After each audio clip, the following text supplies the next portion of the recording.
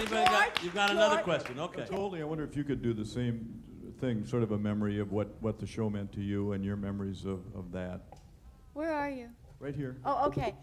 Well, it was a weird thing for me because I didn't have an act, and I didn't write, and I didn't do anything except dance and sing a little and act a little, really. And I went in to meet George kind of, I don't know, he saw me on a show, right?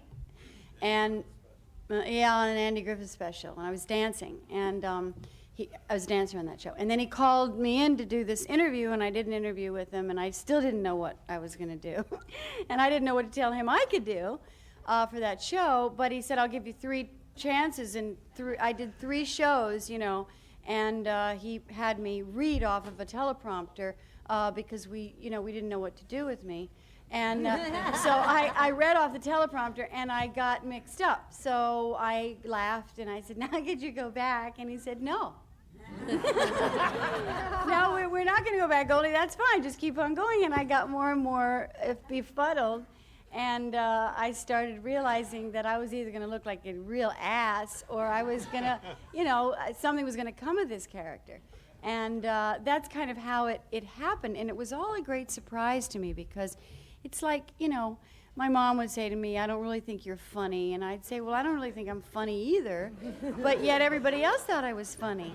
So it took some real soul searching to try to understand, who I am and what it is that made me funny. And George, of course, over the years was like inside of me.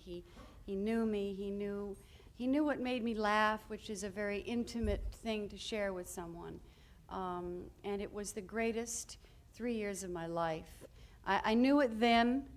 I know it now.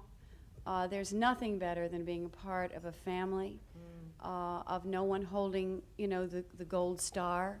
Everybody did their job. We laughed more than I've ever laughed on anything I've ever done. And there was kind of a wonderful socialism that actually worked within that group, except for Dan and Dick, but they only came in a couple hours a day.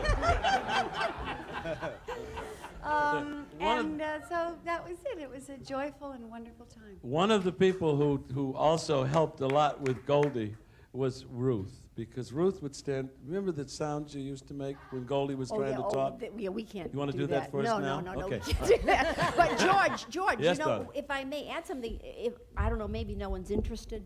Doesn't make any difference, really. But yes, it does. No. I'm just going to tell you how having been on Laugh-In has affected my life. Okay, it's really wonderful to travel and go places and have everybody real. I guess I'm very approachable, and people always, oh, Ruth, wonderful, Laugh-In, yeah. But the one thing that it did for me is when I travel, and I'm telling you the truth, I have had to clean more lavatories on every airline because when I go in and they're dirty, when I come out, I don't want people to think that I did that. Oh, Ruth Buzzy from Laugh-In is really dirty. So I've spent these last 20 years cleaning toilets. I do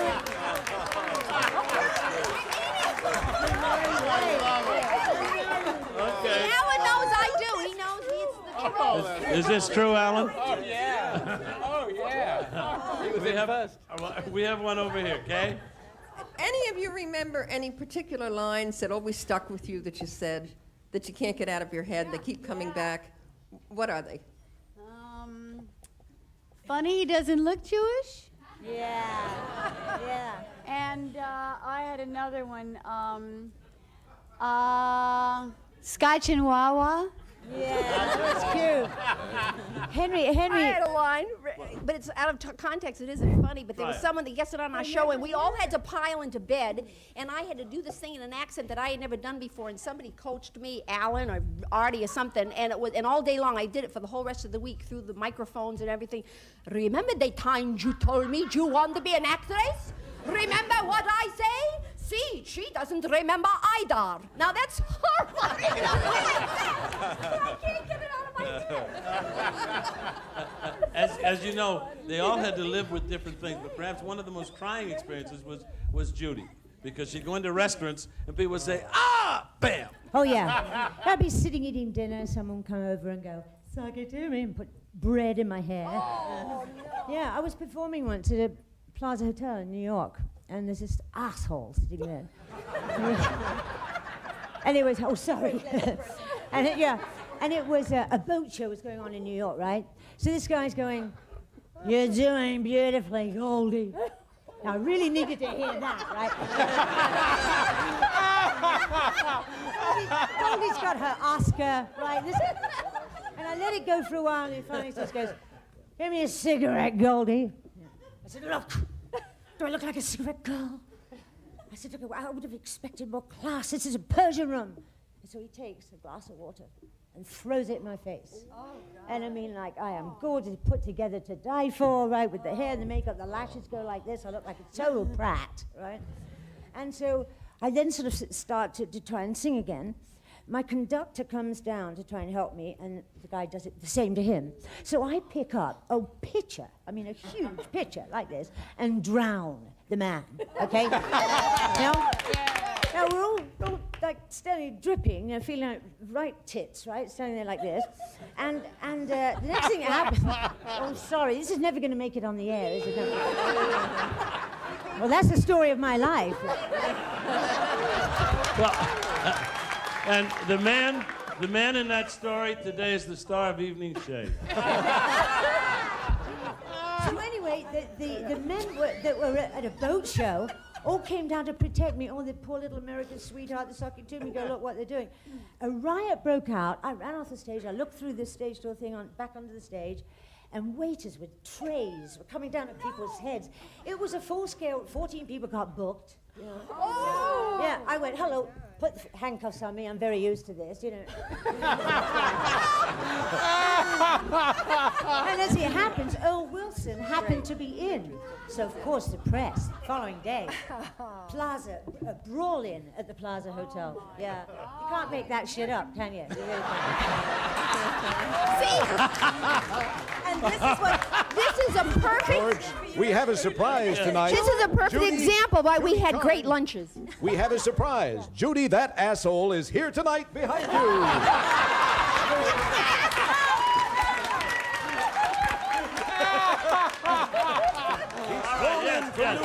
George, let's put the spotlight on you for a moment. I have a question for you specifically. This group here, this cast of wonderful characters, did you feel more like a father to them, always dishing out parental advice, or did you feel more like an ex-husband to them? What was your relationship with this Father cast? or an ex-husband, Yeah. and we have one over here, a vote for Dirty Old Man. So what was it? I loved him. And whatever it was, father, dirty old man, ex-husband, Mentor. whatever. I loved them, and I love them today. They're just some of the best, warmest, nicest people ever. And into every career, once this group should come. And it was just the best time of my life. I love them. Thank you.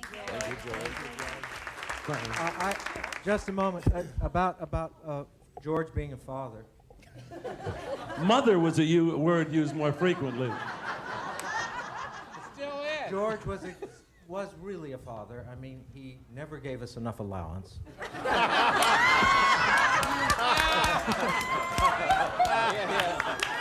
If we misbehaved, he sent us to our rooms. And he often threatened to keep us at home for the weekend.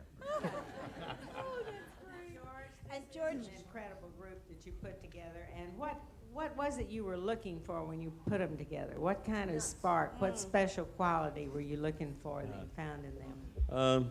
Yes, George. I don't know, magic. Personality. Magic, you walk and you see somebody, and it's magic. I mean, when they walked on stage, we looked at Dick and Dan, and we said, hey, it's magic. I mean, and every one of them walked on stage, and I could tell you hours of stories that'll bore you and whatever, but every one of them has a moment. Henry Gibson auditioned with a poem and a backflip.